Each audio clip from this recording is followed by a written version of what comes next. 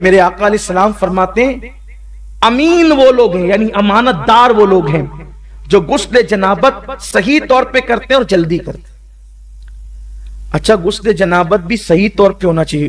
حضور اکرم صلی اللہ علیہ وسلم فرماتے ہیں جب کسی کو جنب کی کیفیت ہوتی ہے تو اس کے بال میں جنابت ہوتی ہے،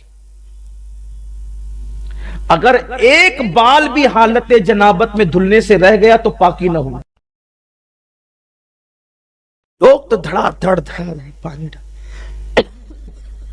بدن پہ پانی بہانے کا نام غسل نہیں ہے۔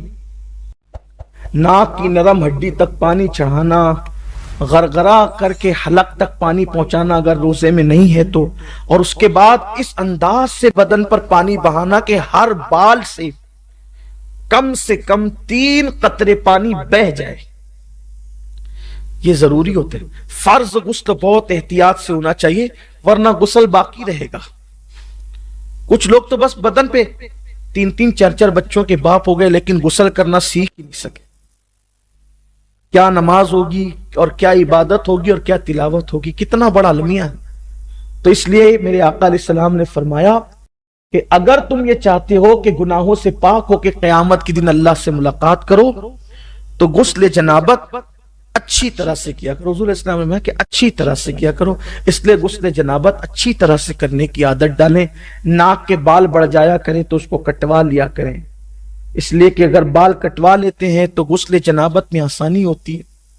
اسی طریقے سے اگر کچھ کھائے ہیں دانت میں پھنس گیا ہے اور نکالا جا سکتا ہے تو وہ سارا حصہ دھلنا ہمارے لیے فرض ہے۔ غرغرہ کرنا چاہیے، اور غرغرہ کرنے میں شرماؤ مت کہ آواز آئے گی تو لوگ کیا کہیں گے، لوگوں کو چھوڑ دو، کون کیا کہے گا، حلق کے اندر پانی پہنچنا چاہیے۔ اسی لیے کافر کبھی پاک نہیں ہو پاتا،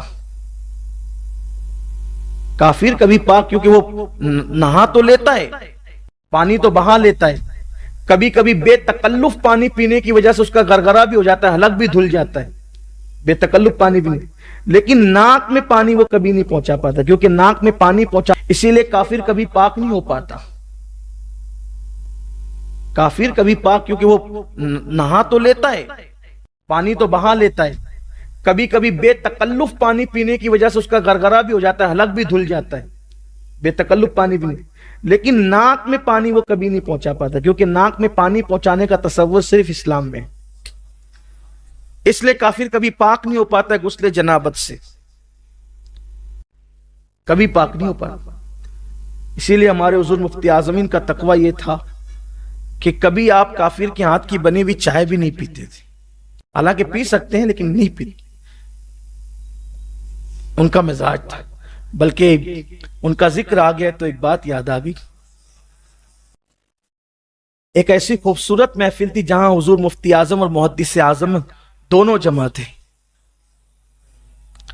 چائے آ گئی، اور چائے آئی تو چائے رکھی گئی، اتفاق سے چائے ہوٹل سے آئی تھی، تو سیدی مفتی اعظم نے پوچھا کہ چائے کہاں سے آئی؟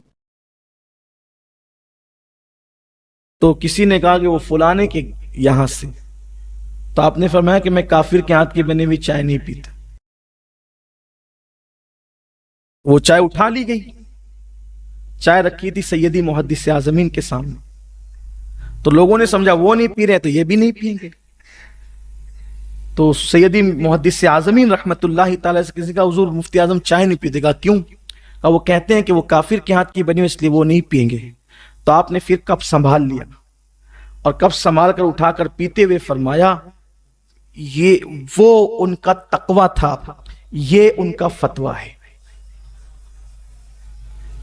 وہ ان کا تقوی تھا اور یہ ان کا، اور آپ نے پی لیا۔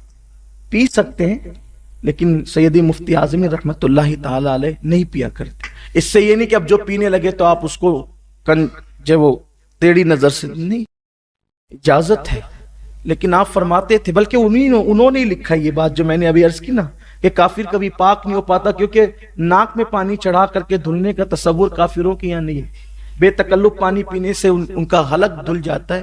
اس لیے آپ سے کہتا ہوں غسل جنابت سیکھیے، اور اچھے سے سیکھ کر کے غسل جنابت کیجئے، اور غسل جنابت کی برکت بھی بہت زیادہ ہے۔ جب کوئی غسل جنابت کرتا ہے تو ہر قطرے کی تعداد کے برابر فرشتے پیدا کیے جاتے ہیں، اور وہ فرشتے قیامت تک اس کے لیے مغفرت کی دعا